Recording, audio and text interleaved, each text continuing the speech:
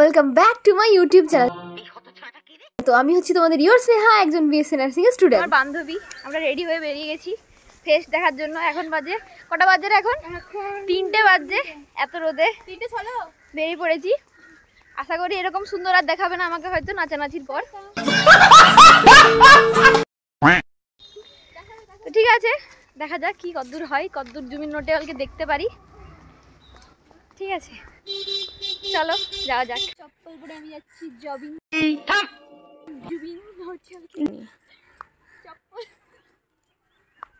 Finally কিন্তু আমরা এখন হাতে পাস পেয়ে এখানে কিন্তু বাসে বসে গেছি যাওয়ার জন্য। Oh my God! Wow! ঠিকই শুনছো। কালকে আমার বান্ধবী এসেছিল, আজকে আমি তার 3 নম্বর সেজেছি। ঠিক আছে ট্যাঙ্কি সবাই আছে, সবাই এত বেটে হলে আর কি করবো আমরা, আমাদের হাইট সরাবো। এই এত প্রচন্ড গরমের মধ্যেও কিন্তু বসার আমরা কোনো জায়গা না পেয়ে আমরা কিন্তু ওপিডির সামনে এসে বসে পড়েছি। কিছুক্ষণ বসার পরে আমরা কিন্তু চলে গিয়েছিলাম ওই প্যান্ডেলের কাছে, ওখানে বক্তৃতা শুনতে হবে বলে। আর এইদিকে কিন্তু ফুড স্টলে কি কি আছে তোমাদেরকে অবশ্যই দেখাবো, তো ভিডিওটা সাথে থেকো। ওখানে এসে ভেবেছিলাম যে হয়তো আরো গুটি কয়েক লোক থাকবে। ও মা, এখানে দেখি আমরা একমাত্র সেজে গুজে বসে আছি। মানে আমাদের মেকআপের এই অবস্থা হয়ে গেছে, জানি একটু তো সময় যাচ্ছিল, এত পরিমাণে বিরক্তি লাগছিল আর এত পরিমাণে খিদে পেয়েছিল যে কি বলবো, একটা ছবি তুলতে পারিনি। এই হচ্ছে আমাদের জুনিয়র। আমরা যাচ্ছি খাবারের সেকশনটাতে এসে ভেবেছিলাম যে খাবারগুলো হয়তো ফ্রিতে দেবে। ও মা, এখানে এসে দেখি সব এক একটা দাম লিখে দিয়েছে। এই জীবনে প্রথমবার দেখলাম কেএফসি আর এখানে পিৎজা হাট কিন্তু এখানে মেলার মতো দোকান বসিয়ে দিয়েছে। আমি কিন্তু আগে জীবনে দেখিনি, তোমরা দেখে থাকলে কমেন্ট করে অবশ্যই জানিও। মজা মারছে, তো সুন্দরভাবে সেজেছি আমরা। ঠিক আছে, আর আমাদের জায়গা কোথায় হয়েছে? এই ফুটপাতের ধারে। বেশ, এখানে রাস্তার ধারে কিছুক্ষণ বসে থাকার পরই যেই শুনলাম ওখানে ট্রায়াল দিচ্ছে, তারপর অমনি কিন্তু আমরা চলে গেলাম ছুটে, কারণ জায়গা পাবো। ফাইনালি আমরা যাচ্ছি জুবিনকে দেখতে। মানে এখনো জুবিন যদিও বা পৌঁছায়নি, আমরা কিন্তু মাঠের মধ্যে ঢুকে গেছি, কারণ আগের থেকে লাইন দিয়ে ঢুকতে হবে, না ঢুকলে হয়তো জায়গা পাবো না। তো যে কষ্টের জন্য আসা সেই কষ্টটাই হবে না, সেই কারণে আমরা আগে আগে ছুটছি যাতে বসতে পারি।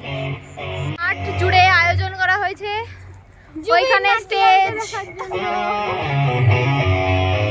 হয়তো বা ভেবেছিলাম আগে থেকে গেলে হয়তো অনেকটা কাছ থেকে জুবিনকে দেখতে পাবো। ও মা, এখানে এসে দেখি এমন ভাবে ব্যারিকেড করে দিয়েছে, সামনে এমবিবিএস ছাড়া আর কেউ ঢুকতে পারবে না। আর আমরা কিন্তু এখানে দাঁড়িয়ে আছি প্রায় 50 ফিট দূরে।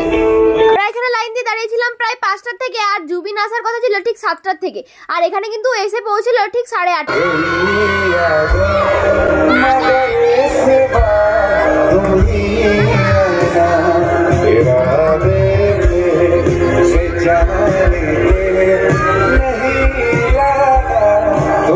निकेतन कैसे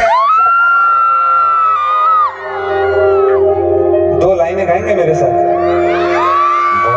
তখন ধরে এসে লাইন দিয়ে দাঁড়িয়ে কিন্তু ফাইনালি জুবিনের গান শুনতে পেয়ে কিন্তু মনটা অনেকটাই সার্থক হয়েছে। আর আমি পার্সোনালি কিন্তু জুবিনের অনেক বড় ফ্যান, আর তোমরা কারা কারা ফ্যান অবশ্যই কমেন্ট করে জানিও। আর এখানে জুবিন যেই গান করেছে মাগার ইস বার তুমি আনা, ওখানে কিন্তু অমনি হুড়মুড়িয়ে ব্যারিকেড ভেঙে সবাই কিন্তু দৌড়ে চলে গেল জুবিনের কাছকে।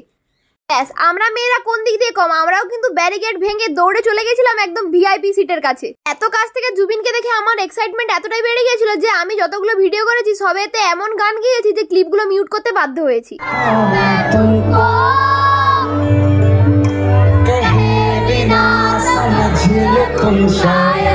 আর জুবিনের গাওয়া সব থেকে বেস্ট গানের মধ্যে আমার কিন্তু এই গানটা খুবই পছন্দের। শোনো,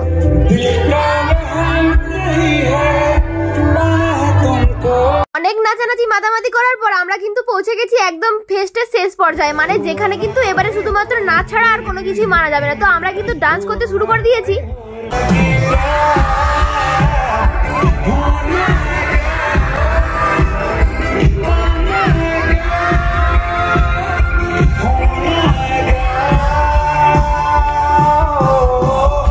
এত পরিমাণে চিৎকার করেছি আর এত পরিমাণে গান করেছি যে এখন আমি রেকর্ড দিতে বসে আমার গলাটা পুরোটা কিন্তু ভেঙে গেছে।